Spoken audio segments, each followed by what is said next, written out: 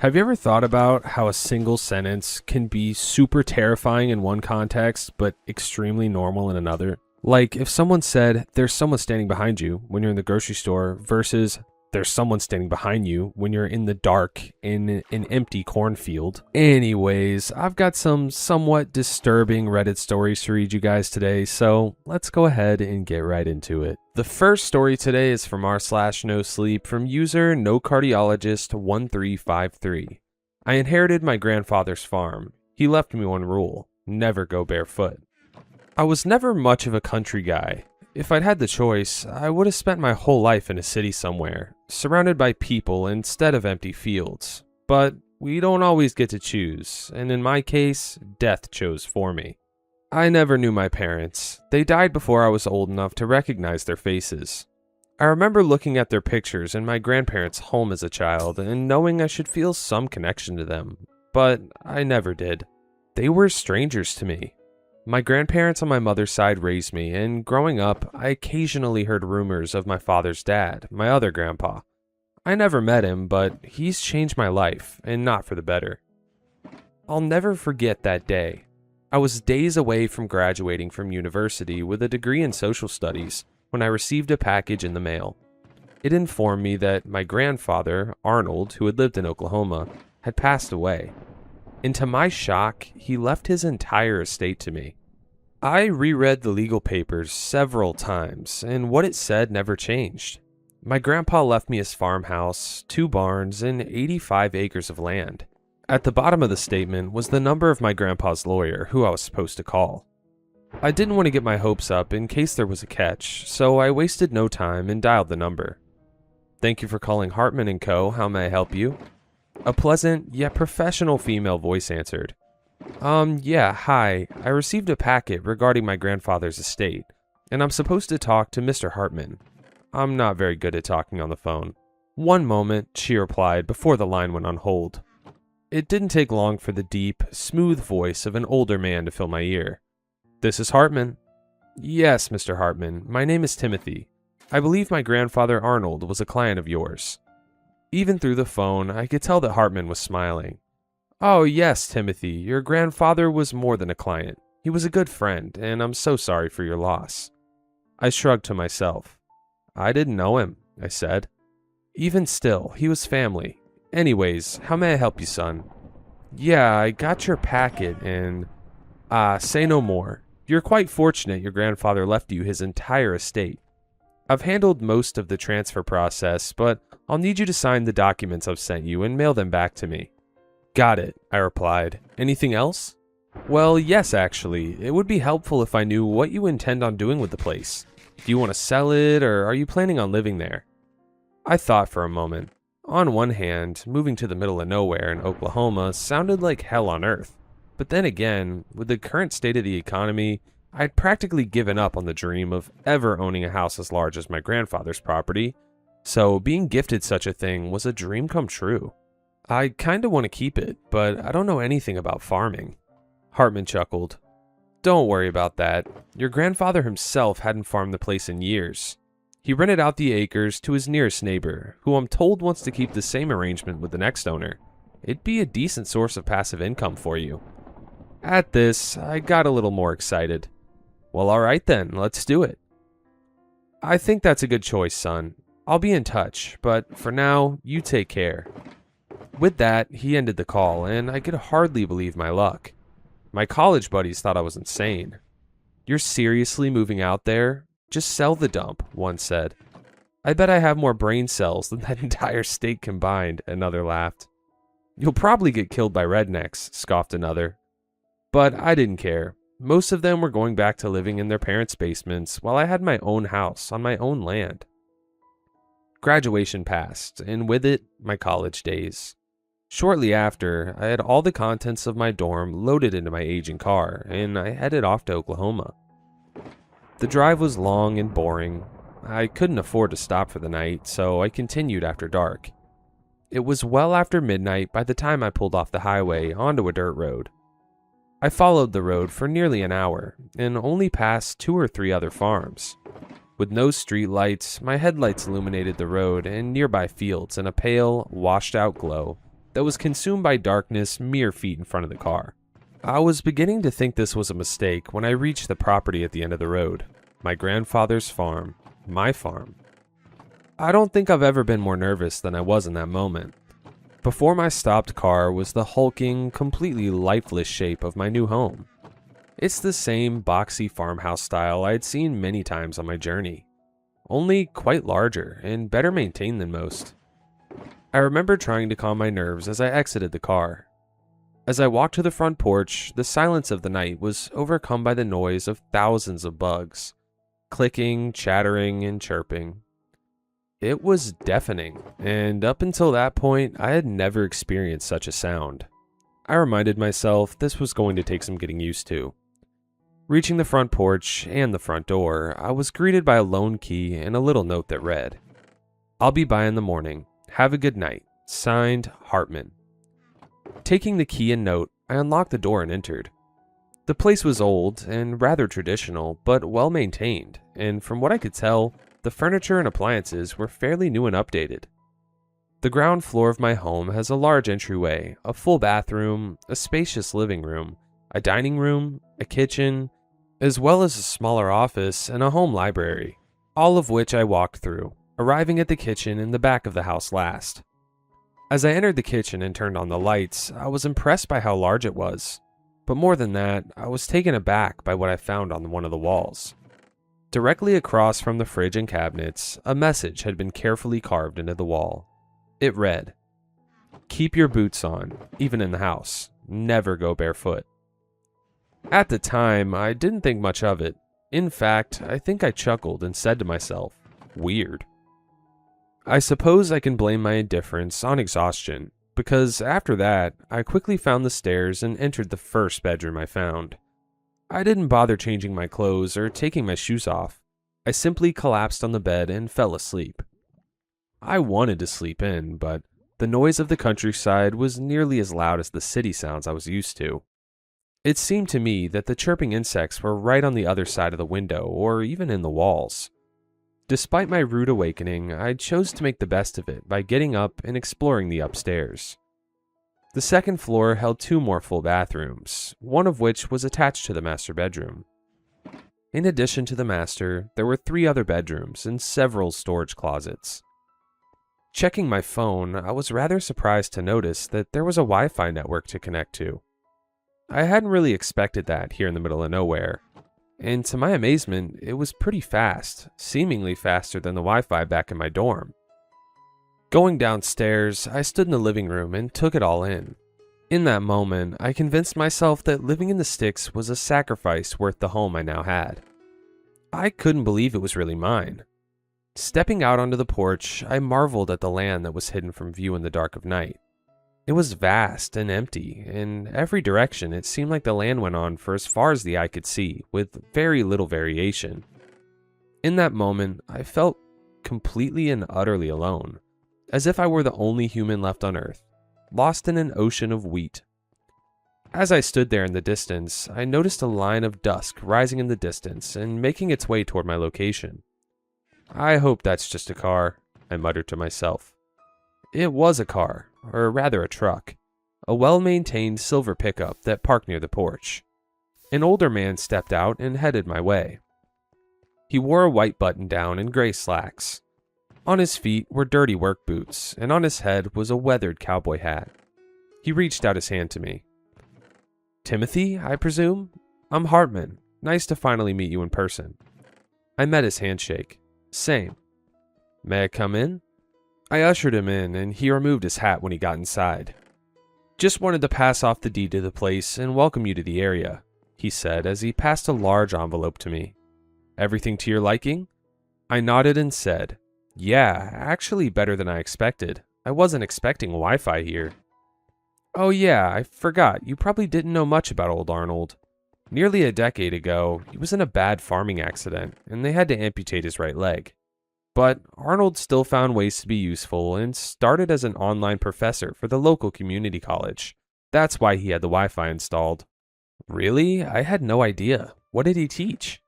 He thought for a moment. "Best I can remember, he was a lecturer on Oklahoma's unique bugs and parasites." "Bugs?" Mm-hmm. He was something of a local expert on that. I nodded and remembered the words carved into the kitchen wall. Hey, before you leave, maybe you could take a look at something for me. I led him to the kitchen and pointed to the message. Any idea what that means? He stared at it intently for a while, and for a moment, I thought I caught a glance of some dark understanding before he declared, Sorry, not sure. Probably just the ramblings of a man near the end of his life. I wouldn't worry too much about it. I bet the local hardware store could sell you something to cover that up. Then he nodded and headed for the door. I need to be getting back, but you take care. With that, he was gone. I needed supplies, the kitchen was empty, and I had brought very little with me, so I found myself back in the car, heading to town. The nearest town, large enough for a shopping center, was about 45 minutes from my farm, a drive I still haven't gotten used to. The town is home to a well-worn Walmart and a few other smaller stores. For my needs, it's enough. That day, I spent several hours exploring all it had to offer. It was mid-afternoon by the time I decided to head home. I unloaded the car, and upon entering my home with the final load, I shut the door and instinctively removed my shoes. I should have known something was wrong. The floor felt odd. It was warm, almost like stepping on some living creature. With the warmth came a strange sensation on my feet, almost like hundreds of microscopic feet crawling all over the arches of my feet. I looked down, expecting to see a fly or some other insect walking across my foot, but there was nothing. After a few moments, the crawling faded into the familiar pins and needles sensation of a foot falling asleep. A few seconds later, that disappeared too. My feet felt normal, though the floor remained warm. I shrugged, thinking I had nothing to worry about since the strange sensation had passed. I spent the rest of the day watching movies and eating ramen in the living room, before falling asleep on the couch. I don't remember exactly when I woke up, but it was closer to dawn than midnight. I didn't awake because I heard a sound or needed a drink. No, what woke me up was an unbearable itch on the bottom of both of my feet. It was terrible. No matter how much I itched, it wouldn't go away. It was as if the itch was deep beneath my skin, not just on the surface. I itched my feet with my hands, a towel, even a brush, but nothing worked. If anything, the itch seemed to be getting worse. First, it was on the arches of my feet. Then it moved to the pads and even the toes. And soon, my entire foot was inflamed with a deep itch I couldn't reach.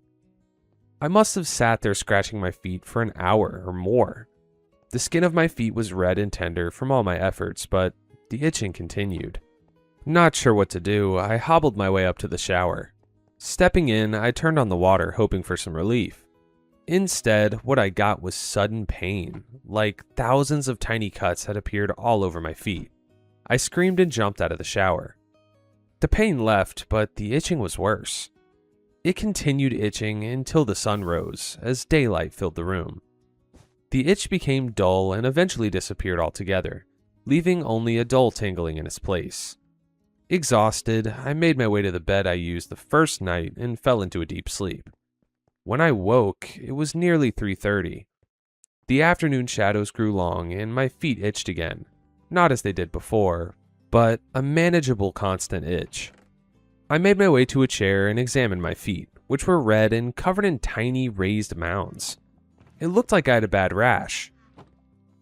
I cautiously touched one of the larger bumps and recoiled my finger instantly. Touching it caused a sharp burst of pain to echo throughout my foot like a vibration in a spider's web. I winced in pain and realized something was seriously wrong. I needed help, but not knowing what to do, I did the only thing I could think of. I opened ChatGPT. My feet are red and itchy, and there are tiny bumps all over that are painful to touch. What should I do? Is what I typed into the chatbot. I still have its response. It said, red, itchy, painful bumps on your feet could have several causes, including irritation, infection, or bites. Avoid scratching. Keep the area clean and dry. If the pain worsens, spreads, or you develop swelling, fever, or trouble walking, seek medical care. For a time, that response calmed my nerves. Perhaps I was having a reaction to something in the air that I had never encountered in the city. Maybe this isn't really a big deal, I thought as I slowly walked down the stairs to the kitchen. There, I lathered my feet in Vapo Rub before heading to the living room. That evening was fairly normal. For several hours, I'd forgotten about the pain in my feet as I sat on the couch watching an old movie. But then I began to notice an alien tingling in my lower legs, right around my ankles. I tried hard to ignore it, but failed when the tingling turned to the deep itching I felt last night.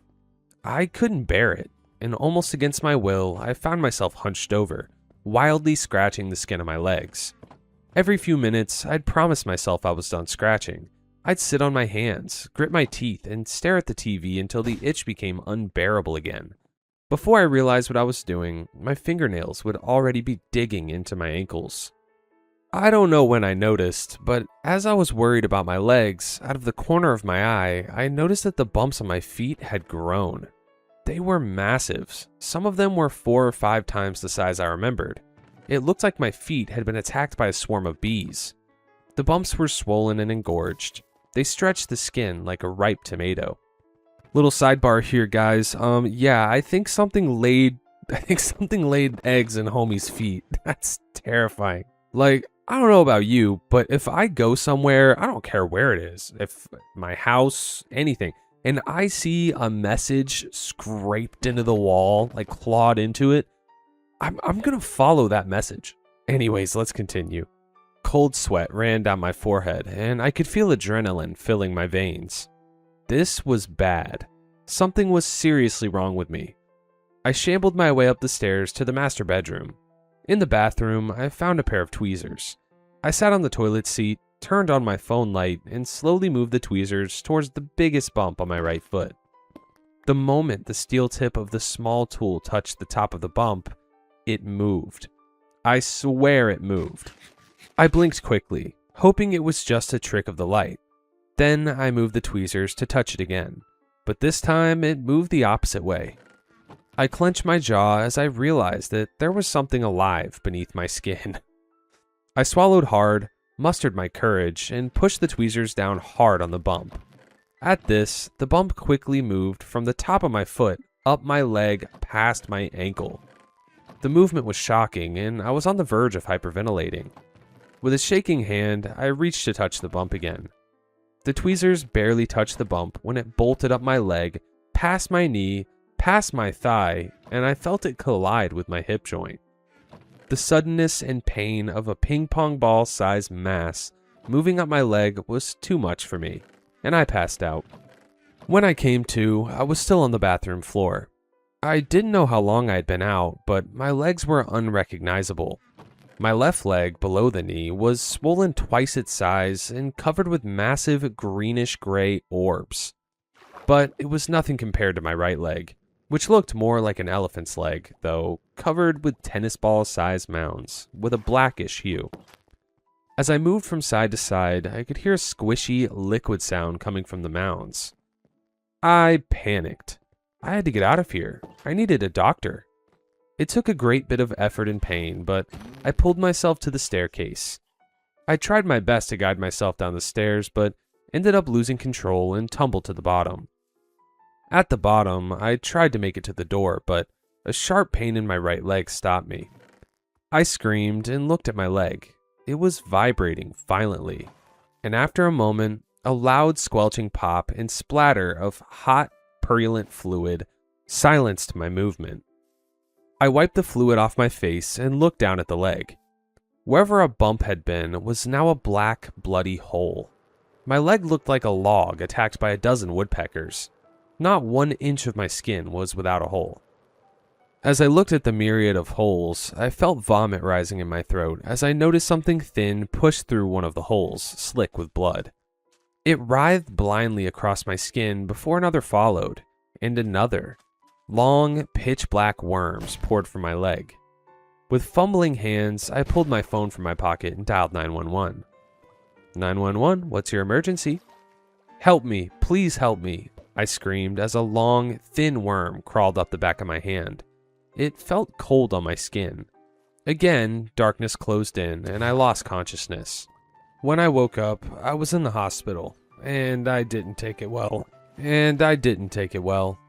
I screamed and thrashed around in bed. It didn't take long for the doctors to rush in and restrain me.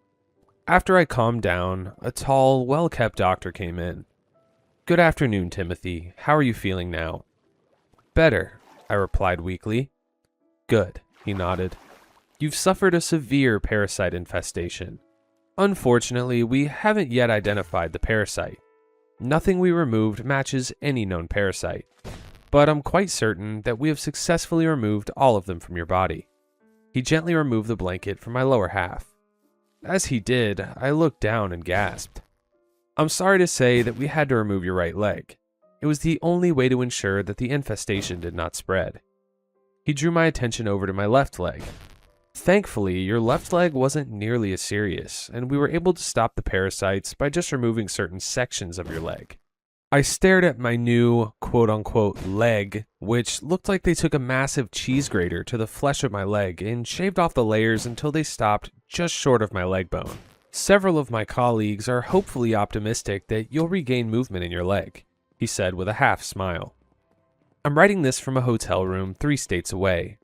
I abandoned everything I owned at that farm. The sheriff can keep the property for all I care. I was released from the hospital almost a week ago after they held me for 2, and there was no way I would ever go back to my farm. I wanted to write this all down before things get worse.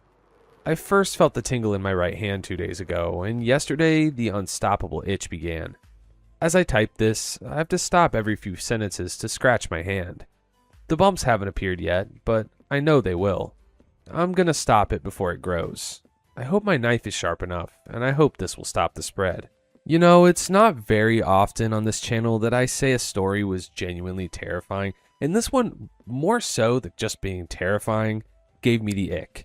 So, no cardiologist, if you're watching this video, your story is the first ever to give me the ick that I've read on this channel, but great writing. I loved it. And yeah, Grandpa didn't have a farming accident. His leg got infested by alien bugs. The next story we're going to read today is also from r/nosleep from user digishawn1163. "I lost on a popular game show and I'll be regretting it for the rest of my life. This is a PSA for anyone trying to get on that game show. It's also a cry for help. I'm not going to say which one because if I do, I'm afraid they'll see this post and find me. I'll just say it's the one where you and 2 other people answer tough questions with a host, and critically, if you get the answer wrong, you can go into the negative. That's what happened to me on Friday. I can still remember my sweat-slippery hands sliding on the buzzer only halfway into the first round. 'Jane Austen?' I said, unsure. 'Oh, sorry, Jack, incorrect again,' the chipper host said. His big smile not quite matching the moment as he adjusted his tie and my score dropped even further. I was trying to climb myself out of a hole I was busy digging myself into. At the moment, that hole was $3,000. I'd been a fan of the show for a long time, but I'd never seen anyone drop this far. I thought the worst part would be the embarrassment of watching myself lose horribly on national TV. I couldn't have been more wrong.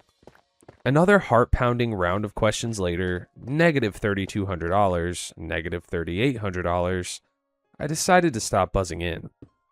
'Not looking good, Jack,' the host said, making his customary round of small talk with the contestants. Yeah, I guess I'm a little nervous.' The other contestants didn't even look at me. They just stared straight ahead. Maybe too embarrassed for me? They were stone-like. 'You should be,' he slapped me on the shoulder. I flinched. I'd never seen him talk to a contestant like this before. 'Oh, I'm just kidding.' He moved on to the next contestant, shaking the sweat off his hand that he had picked up from my jacket. I could feel my cheeks flush. It was so hot in here. 10 minutes into the next round, and I had started to regain my composure. Standing completely still and not saying anything will do that to you. Next question. What is the battle known by the Lakota as greasy grass? Silence. Nobody knew. Jack? He wasn't supposed to do that, was he? Call on someone? I wasn't sure if all the lights had turned on me, but that's what it felt like. I don't know. The audience gasped. The host smiled. His eyes started to get wide. Are you sure? You'll be kicking yourself. He was leaning over his podium. I don't want to lose any more money. I'm not guessing.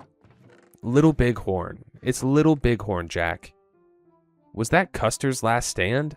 I asked, not realizing I was speaking aloud. I knew you'd know it. My score dropped another 500. Jesus, when would this be over? This part? Soon enough, Jack. The host shot me air pistols. Did I say that out loud? What did he mean by this part? Final question. Place your bets. I'm sorry, Jack. You won't be joining us for this one. What a relief. I stepped away from the podium into a backstage holding area. 5 minutes later, I heard applause. I sat up, ready to get back on stage and be a good sport. Then the host appeared in the doorway of the waiting room. Hi, Jack. Hi, I said as flatly as I could. Not our best performance. No, I guess not. Hey, shouldn't I be out there?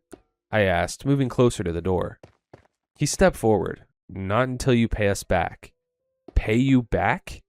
You were over 4,000 in the hole. What do you think? We just let our contestants go without settling up? It's only fair. I stepped backwards. The host stepped forward again. This is how it goes, Jack. The part you don't get to see on TV. I fell back onto the couch. It was soft, and I sunk into it. I wish I could have sunk further and further until I wasn't in the room anymore. The host loomed over me. Jack, his voice feigning sympathy. We can do this the easy way or the hard way. Are you crazy? This can't be happening. Oh, it can, and it is. He started to shuffle around in his pocket. Was he pulling something out? Fine, okay, I'll pay. That big, toothy grin curled back into being on his face. Can I Venmo you? The host's smile curdled. Cash. Who keeps that kind of money in their pocket? I yelled, not really asking. Then you'll have to bring it back next time. Don't forget, we do collect interest. I'll just call the police when I get home, I thought. I wouldn't do that. Are you reading my mind? I can do a lot of things, Jack. The whole room got dark. All I could see were his big eyes and his even bigger smile. All I could feel was his tie drooping onto my chest. He was so close. His breath, surprisingly cold, fogged my glasses. Fine, I will. I promise. I'll be back next week. The room brightened up again. Good, but just in case. He pulled out a wrench, and my vision blurred. It's been 2 days. I'm typing this with my left hand. How am I going to get $4,300? This story feels like it could be a bad dream. Specifically one where you fell asleep watching Jeopardy! The next one's from r/nosleep from user hotconcentrate4763. My bedridden husband can't move, so why did I just find a shattered phone on his floor? Please help. I don't even know where to start, but I need advice right now because I feel like I'm completely losing my mind. I'm watching Mark sleep on the baby monitor while I type this. For 3 long years, my life has been reduced to the 4 walls of this room. Mark used to be a 6'2" construction foreman, but a drunk driver changed all that in a fraction of a second. Now he's just a silent, uncooperative weight, paralyzed from the neck down. He can't feed himself. He can't hold my hand. He can't even roll over to stop the bed sores unless I physically haul his heavy body onto his side. My wrists ache constantly. My back is completely ruined. Being a full-time caregiver is a special kind of hell, but I do it because I love him. Every single morning is identical. 6 a.m. The sharp metallic buzz of my phone alarm goes off, shocking the soles of my feet against the cold hardwood floor. I force down 4 cups of lukewarm, bitter black coffee just to function. When I walk into his bedroom, the air always hits me like a wall. Heavy, humid, smelling of old sweat, sour skin, and wool blankets. The smell of bleach never truly leaves this house, but it can't cover up the scent of sickness. I roll him over, listening to the sickening, wet slide of his skin against the plastic undersheets. His joints give a dull, hollow pop with every shift. Then comes the kitchen routine. The dry, grating screech of the mortar and pestle sets my teeth on edge as I grind his pills into a fine, chalky powder. muscle relaxants, nerve blockers, and a heavy liquid sedative to stop his involuntary spasms. I mix it into a thick, grayish-beige nutrient slurry that smells faintly of metallic vitamins, adding the clear, viscous drops of the sedative until it dissolves. I spoon-feed him slowly, the metal clicking sharply against his teeth, using a rough washcloth to wipe away the sticky stirring of drool on his stubble. Usually his eyes are dead. He just stares blankly at the ceiling fan spinning overhead. But over the last 2 weeks, something shifted. The moment the door hinges give a tiny rusted squeak, Mark's eyes instantly snap to mine. They aren't blank anymore. They're wide, bloodshot, and frantic. The pupils dilate so violently they swallow his irises. Yesterday, when I brought the spoon to his lips, a single hot tear sliced through the grease on his cheek. His jaw locked tightly shut with a sickening click of bone. I had to pinch his nose and pry his mouth open, breathing in the sour tang of his breath, just to make sure he swallowed his medicine. I told his doctor, but she thinks it's just late-onset depression and medical trauma. I don't think so. The house feels wrong. Yesterday, I found a damp patch on the hallway carpet that smelled like rain. Last night, I heard a floorboard groan in the living room while I was bathing him. But at 3:15 a.m. last night, things got so much worse. A sound woke me up that scraped right along my spine. It was a rhythmic, dull thudding coming from his room. Thump, thump, thump, like a heavy sack of flour being dropped on the floorboards. I grabbed my heavy iron flashlight, the cold metal freezing my palms, and crept down the pitch-black hallway. I pushed his bedroom door open. The rusted hinges gave a high, piercing whine. The room was freezing. The window was shut, but the air felt dead and hollow. Mark was asleep, his chest rising and falling in the slow, mechanical rhythm of the sedative. But his phone, the old, deactivated smartphone I keep on his nightstand just to play ambient rain sounds to drown out the click hiss of his oxygen machine, was lying on the floor. It was 3 feet away from the table, face down on the hard wood, its screen shattered into a spiderweb of glinting, sharp fractures. There is no draft in this house strong enough to blow a heavy phone off a nightstand, and Mark physically cannot move. I didn't go back to sleep. I sat at the kitchen table, watching the gray dawn bleed into the room until the shadows on the linoleum dissolved. My mind kept looping back to that shattered glass. I tried to build a rational explanation, piece by piece, the way you try to balance an unstable house of cards. Maybe the vibration of the Rain app had slowly drifted the phone to the edge? Maybe a stray mouse? But deep down, in that quiet, visceral place where your instincts live, I knew that was a lie. The phone had been placed in the exact center of the oak nightstand, nestled in a carved groove. It hadn't drifted, it had been pushed. At 7 a.m., I walked back into Mark's room, my slippers dragging heavily. He was still under the deep, suffocating fog of the emergency sedative. His breath came in thin, whistling gaps that rattled the back of his throat. A dry, papery sound that always reminded me of dead leaves scraping against asphalt. His skin looked translucent in the morning light, mapped with thin, branching rivers of blue and purple veins. I stood over him for a long time, the heavy iron flashlight still gripped tightly in my right hand. My knuckles were white. "Did you do it?" I whispered into the quiet room.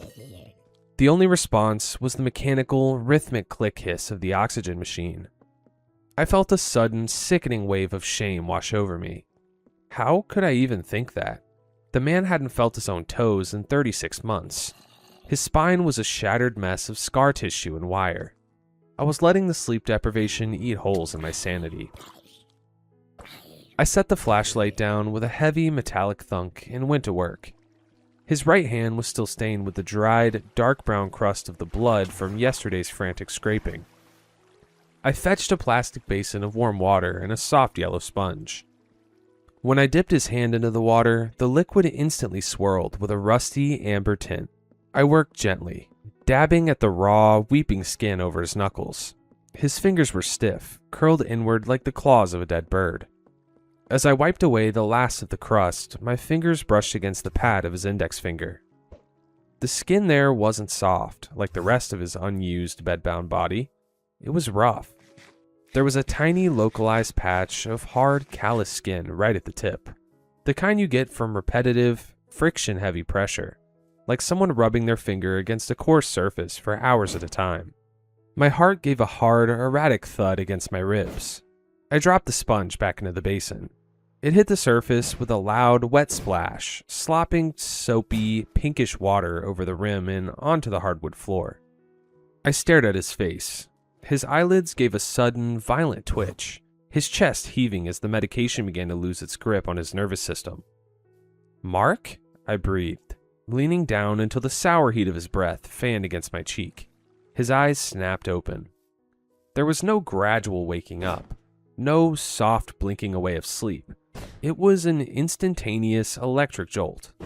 The pupils were already fully dilated, pitch-black pools that seemed to swallow the gray morning light. He didn't look at the ceiling fan. He didn't look at the window. He looked directly into my eyes, and the sheer, unadulterated hatred burning in his gaze froze the blood in my veins. His jaw began to work, his lips stretching back over his dry, yellowing teeth with a faint, wet, tearing sound. A thick line of white, foamy saliva bubbled at the corner of his mouth. He was trying to form a word. His throat clicked, a dry, raspy rattle vibrating deep in his neck. He wheezed out something that sounded like it started with W, barely louder than the rustle of paper. I leaned closer, my ears inches from his lips, entirely forgetting my fear in a sudden, desperate surge of hope. "What is it, sweetheart? Tell me. What do you need?" "Why?" He stopped, a violent, full-body shudder ripping through his frame.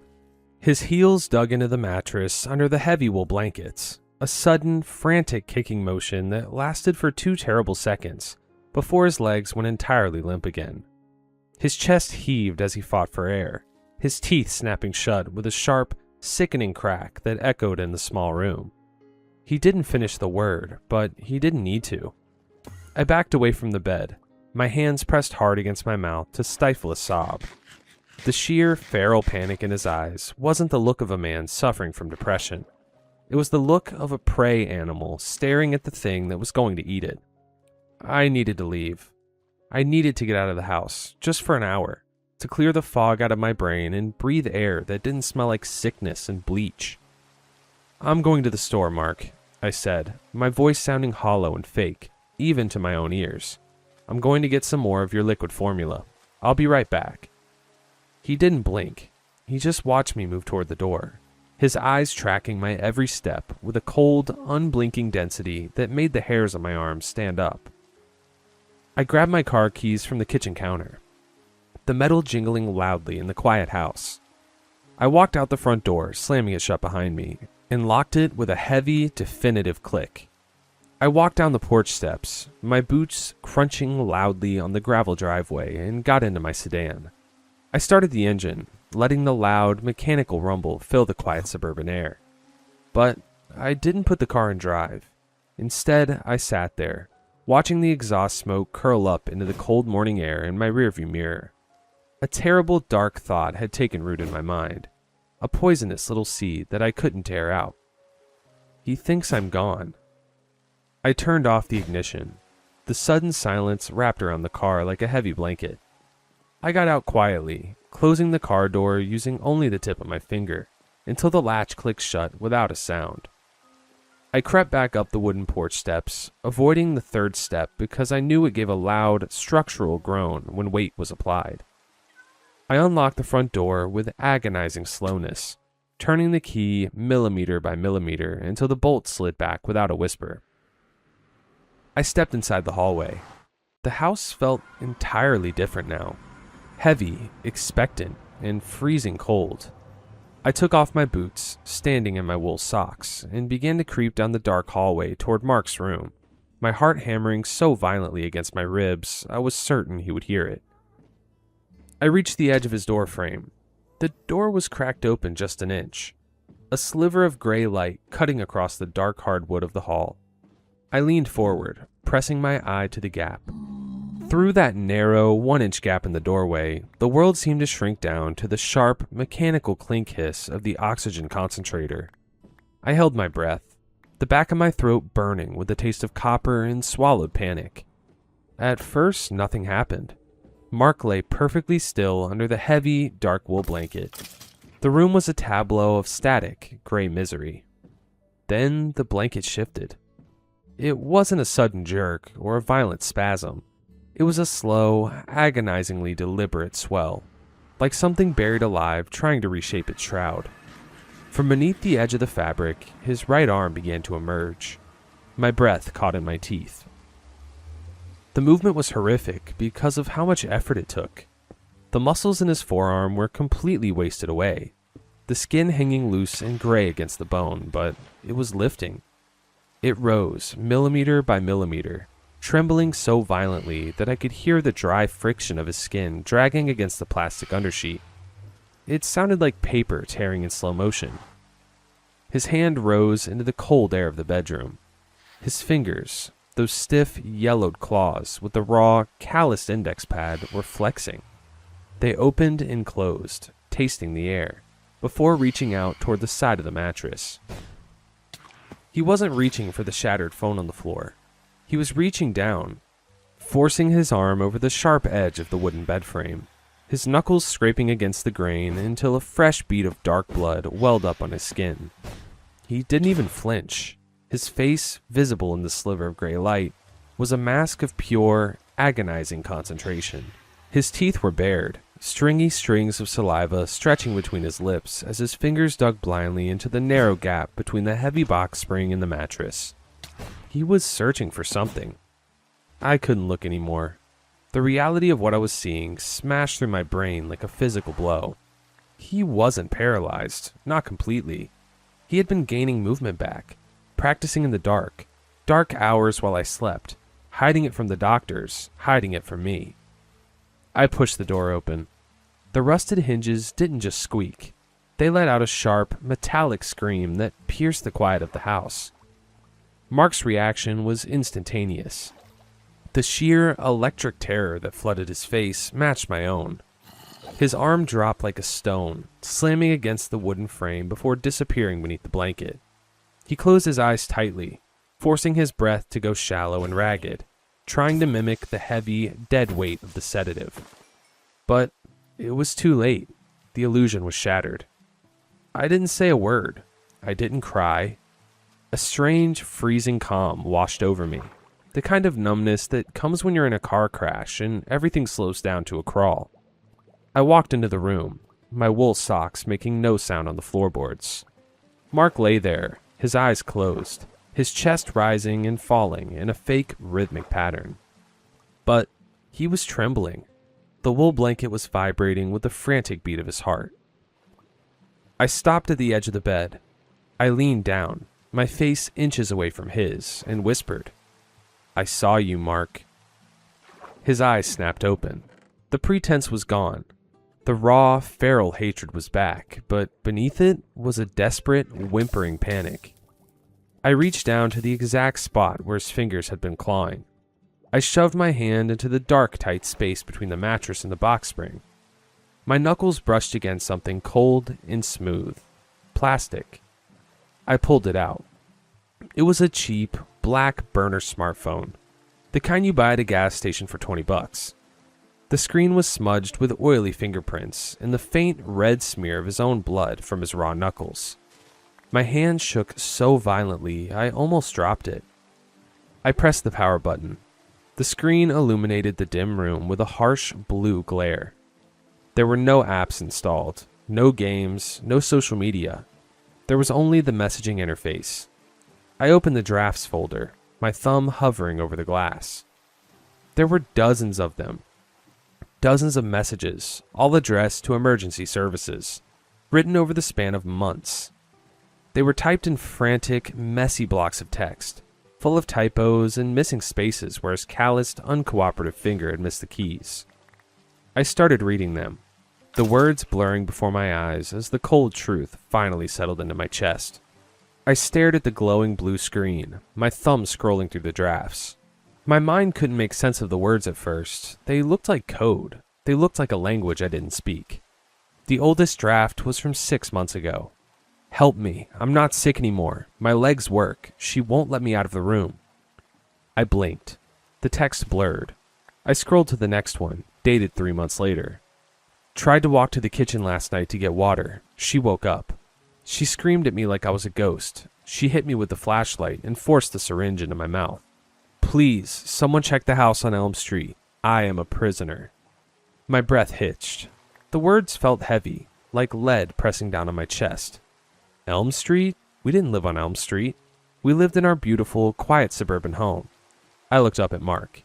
He was staring at me, his eyes wide and leaking silent tears into his stubble. His jaw wasn't locked in a medical spasm. It was trembling with sheer, unadulterated terror. I looked back down at the phone. The most recent draft was from last night, typed right before he dropped the device onto the floorboards. She thinks it's 3 years ago. She thinks the accident just happened. The doctor told her last year that my spine healed, but her brain snapped from the stress. Every time I try to stand up, she thinks an intruder is breaking in. She drugs me back into paralysis. If I don't get out today, the sedatives are going to stop my heart. Please. The phone slipped from my hand. It hit the hardwood floor with a sharp plastic clatter, the screen flickering once before going dark. The click hiss of the oxygen concentrator suddenly sounded incredibly loud, echoing in the corners of the room. I looked around. The walls weren't white anymore. They were covered in layers of peeling, yellowed wallpaper. The medical equipment in the corner was dusty, unplugged, and rusted. I looked down at my hands. They were stained with gray, chalky residue of the pills I ground up every single morning.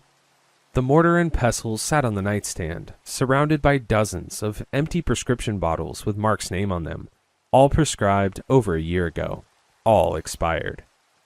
Mark, I whispered, my voice sounding incredibly small, like a little girl lost in a dark forest. Sweetheart, your breakfast is getting cold. He didn't answer. He couldn't. His eyelids were already fluttering, drifting shut as the massive emergency dose of the sedative I had forced down his throat minutes ago finally took hold of his central nervous system. His wasted arm, the one he had worked so hard for months to rehabilitate in the dark, slipped off the mattress and hung limply toward the floor, his calloused index finger brushing the wood. I stood there in the freezing room for a long time, watching his chest rise and fall. Rise, fall, rise, fall. Slow, rhythmic, completely safe. A wave of intense, beautiful relief washed over me, clearing away all the panic and the paranoia of the last 2 weeks. The house felt quiet again. The stalker was gone. The intruder hadn't broken in after all. Mark was right here, right where he belonged, entirely safe under the heavy wool blankets where nothing could ever hurt him again. I walked out of the room, closing the door until the rusted hinges gave a soft, familiar squeak. I headed down the hall to the kitchen to start a fresh pot of coffee. It's almost 6 a.m. and I need to be ready. Tomorrow is a big day. I have to wake up early to take care of my husband. Oh my gosh. So I had a feeling that something was up with Mark. I thought there was going to be something evil about him and maybe he was never actually paralyzed or something like that. No, he's not paralyzed anymore. His wife just snapped. So I'm by no means a doctor or a nurse or anything like that, but there are long-acting paralytics that people use in the healthcare setting that completely make it like to where you'll be awake in your head, but you can't move. You can't move a muscle. If you do, it is all involuntary. And the idea of someone chemically restraining you and you're a prisoner, like I'd much rather be a prisoner inside of a cell in somebody's basement or, some other thing that's happened in other stories that I've read. But to be a prisoner in your own body and your wife is the prison warden, that's terrible. Anyways, I've got one more story for you guys today. Let's go ahead and get into it. It's from r/no sleep from user iShusharama. My dad told me not to go outside that night. He never explained why. Jason, don't talk about this much. My wife knows the short version. My buddies from high school know there's a version of this story, but I've never actually told it start to finish. Not even to my dad, and he was there for the worst part of it. I grew up on a corn and soybean farm about 40 minutes outside Cedar Falls, Iowa, on a stretch of county road that doesn't even show up right on the GPS half the time. Our closest neighbor, the Hendricksons, was almost 3 miles down the road. My mom died of ovarian cancer when I was 12, so from then on, it was just me and my dad in that farmhouse. He worked the fields, I went to school, and in the fall, I rode my bike to football practice because he was usually out working until dark and couldn't drive me. I'm telling you all this because I need you to understand that being alone outside at night wasn't unusual for me. I did it all the time. I biked 2 miles home from practice in the pitch dark more times than I can count. It never bothered me. My dad never once told me not to. Until that one night in September of my sophomore year. I remember it was late September because we'd just finished the second cutting on the hay and the beans were still green, not ready for harvest yet. I got home from practice around 8, put my bike in the shed like always, and when I walked in the house, my dad was just standing in the kitchen, instead of sitting at the table like usual. He wasn't doing anything, just standing there. He said, "Don't go outside tonight, not even to the shed, not even for your bike. I mean it." I asked him why. He just said, "Just don't." His voice wasn't angry, it was flat in a way I'd never heard from him. My dad was not a nervous guy. He'd worked that land his whole life. Dealt with coyotes getting into the chicken coop, dealt with tornado warnings, dealt with burying his own wife. Nothing rattled him. So when he told me that and wouldn't explain it, it stuck with me more than if he'd yelled. I didn't push it. I ate dinner, did some homework, and around 11 I couldn't sleep, so I got up for a glass of water. My room faced the back of the house, towards the fields. We had 4 sodium floodlights on poles out there, the kind that buzz a little and throw this orange-yellow light in patches. My dad kept them on at night because we'd been having trouble with deer, and that summer, something that had been getting into the grain bins that he never did identify. I looked out my window like I always did, not thinking about anything, and that's when I saw someone standing in the field. It was maybe 400 yards out, past the second light pole, in one of those gaps where the light barely reached. Most of the bean field was just black, but there was this one patch, lit orange from the pole, and there was a person standing dead center in it, not moving. I want to be clear about something. From that distance, at night, under sodium light, you can't see color right. Sodium lights wash everything into this orange-brown, but this person looked wrong, even accounting for that. The color on them wasn't just orange from the light. It was darker in patches, almost rust-colored, like something had dried on their skin or their clothes. I remember thinking it looked like they'd been out in the mud, or maybe it was just work coveralls stained up from field work, which honestly wouldn't have been that strange around here. I watched for probably a full minute, telling myself it was nothing. Maybe Hendrickson's boy was messing around. Maybe some hunter who'd wandered onto our land, which happened sometimes, even though we didn't allow it. Then the figure lifted one arm, slow, and waved me toward it. Not a big wave, just one motion. Arm up, hand open. And then it went still again. It didn't call out.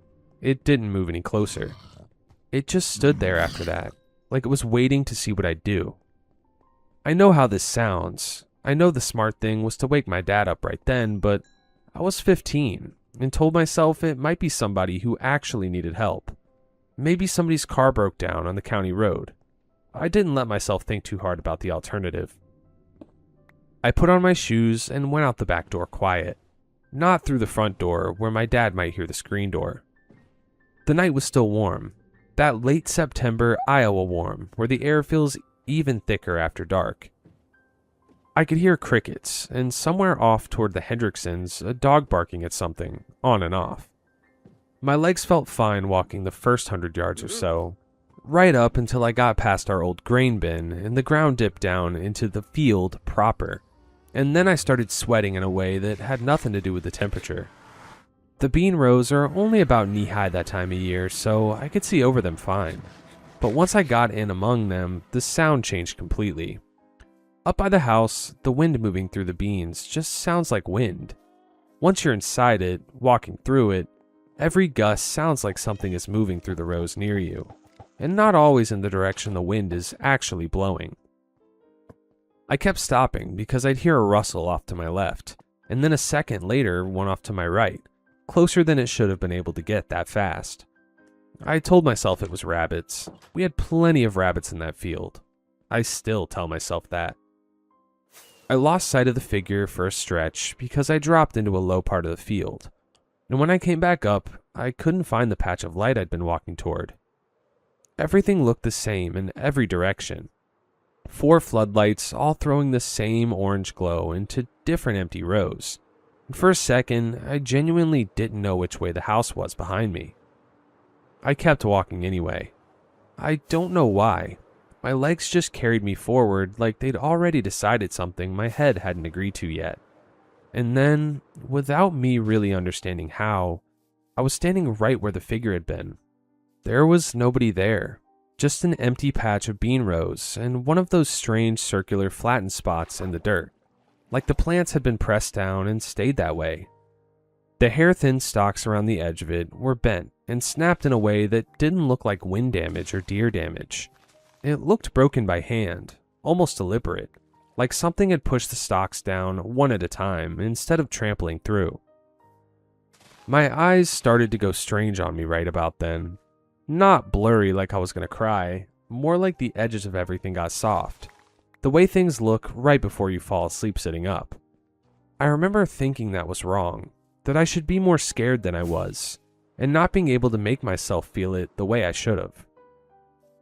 That's when a hand landed on my shoulder from behind, like it was trying to pull me backward. I spun around fast, and my dad was standing there. The second I saw his flashlight beam swing across my face, it was like something let go of me. I came back to myself all at once, the way you do when you wake up out of a dream you didn't know you were having. He didn't yell. He grabbed my hand and held it so tight it actually hurt. I remember that more than almost anything else from that night, because my dad never grabbed me like that, not once in my life, not even when I was little and about to run into the road. He didn't say much, just told me, quiet, that he told me not to come out here. I looked back toward that flattened circle before he pulled me away. There was a strange stone sitting right in the middle of it, wedged down between the broken stalks. It was smooth, almost polished, like something you'd find in a riverbed. Except we don't have a river anywhere near that field. Never have. It was dark red, and the red wasn't just on the stone. It looked more like it had bled out a little around the edges into the dirt, like the color belonged to more than just the rock itself. I bent down without really thinking about it, reaching for the stone, and my dad yanked my hand back so hard I nearly lost my footing. He didn't explain. He just started walking straight toward the house. Fast, not looking left or right, not looking behind us even once. I kept feeling like something was moving along behind us in the dark, staying just far enough back that I couldn't be sure, and I think Dad felt it too. Because he didn't slow down until we were through the back door and he'd thrown the deadbolt. Once we were inside, I asked him what that was. He told me again in that same heavy voice that he said not to go out there. He wasn't angry. I could hear something else in it, something closer to fear, like he was more scared of what almost happened to me than he ever was of what was actually out there. I asked him 2 or 3 more times over the next few days.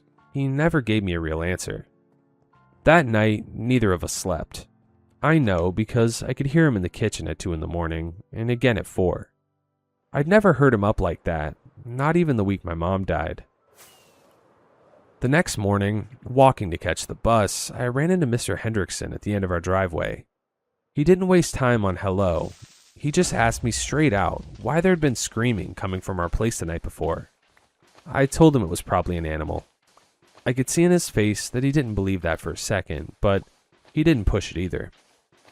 A few days after that, maybe 3, I don't remember exactly, I woke up early and heard my dad's voice out by the gate, talking to someone I didn't recognize. He was telling the man he wanted to sell the property, all of it, the house and the land both. He didn't want me hearing it because the second I stepped outside, he stopped talking mid-sentence. I asked him about it later that day. First, he told me I shouldn't be listening in on his conversations. Then, after a while, he said it different. Said something like we couldn't keep running the place by ourselves anymore, and that whatever we got for the land, we'd move into town, maybe get a little shop, somewhere easier. I didn't ask any more questions after that. It felt like there was a reason under the reason, and I think some part of me already understood he didn't want to say it out loud. Maybe he didn't want to lose me the way he almost had that night. We moved into town before the year was out. He's 65 now. I don't bring up that night with him anymore because the last few times I tried, he just says he doesn't remember it clearly. I know that's not true. I never believe that's true. I still wonder what that was, standing out there in the light. I wonder if my father saw it too, the same way I did, or if he only knew enough to be afraid of it. And I wonder, more than anything, what would have happened if I'd picked up that stone before he got to me, or if he'd been 30 seconds slower walking out that back door. Some nights, it still gets to me, thinking about it. I don't have an answer. I don't think I ever will. Dang, what a good one to end it on, not knowing the reason. Okay, so we got a he who shall not be named situation going on here. Or I guess a possible it who shall not be named. There's a couple comments on here. The first one says maybe the figure in the field was his dad. I don't know. Saying like his dad is some like weird entity, or maybe his dad was holding some sacrifice ritual out in the fields to like get the crops to grow. I mean, that could make sense. But I'm gonna go with it was some type of soul-eating entity. Anyways, that's all the scary Reddit stories and Minecraft I have for you today. If you guys enjoyed this video, don't forget to drop a like and sub, as it helps me out greatly, and I want to see how heavy one of those silver plaques are. And yeah, subscribe to my second channel, Droven2. I upload on there every day that I don't upload on this channel, so I'll upload on there tomorrow. Thanks for watching. Peace.